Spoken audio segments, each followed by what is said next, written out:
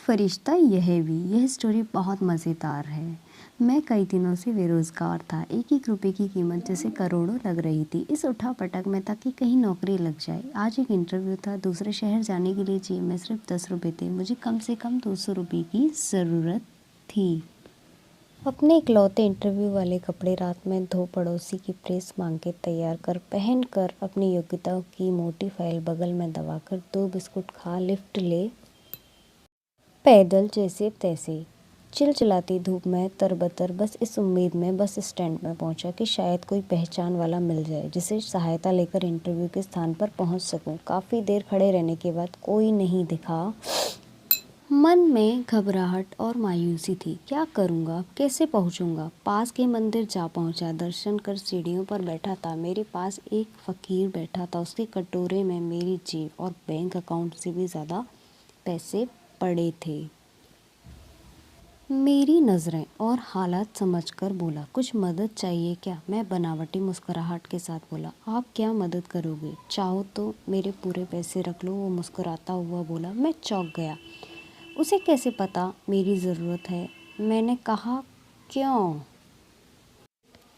शायद आपको ज़रूरत है। वो गंभीरता से बोला, हाँ है तो, पर तुम्हारा क्या? तुम दिन भर मांग के खाते हो, कमाते हो। मैंने उस पक्ष रखते हुए कहा। वो हंसता हुआ बोला, मैं नहीं मांगता साहब, लोग डाल जाते हैं मेरे कटोरे में पुण्य कमाने के लिए।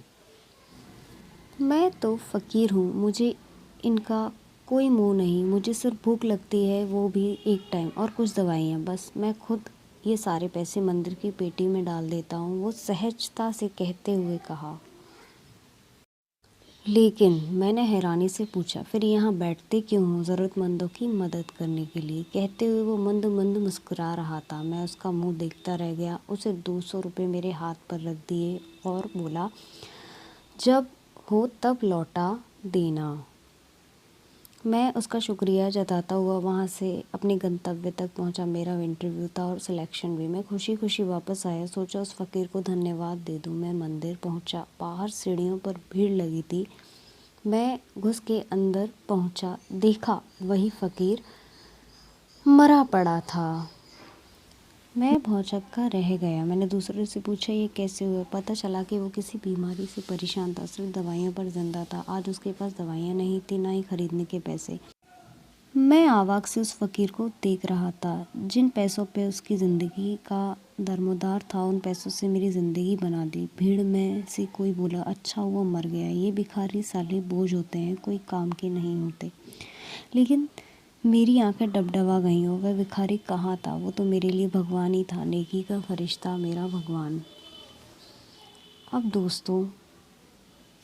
दोस्तों हम में से कोई नहीं जानता कि भगवान कौन है और कहाँ है। किसने देखा है भगवान को? बस इसी तरह मिल जाते हैं भगवान। स्टोरी पसंद आई हो तो प्लीज़ लाइक शेयर सब्सक्राइब करना ना भूलिएगा। आप सभी का दिल से धन्यवाद, आपने मेरी इस स्टोरी को सुना। और भी मैं बहुत सारी वीडियोस लेकर आती रहूँगी और भी कहानियाँ लेकर आती रहूँगी। तो कुछ ऐसे फरिश्ते भी होते हैं दुनिया में, भगवान का ही रूप होते हैं।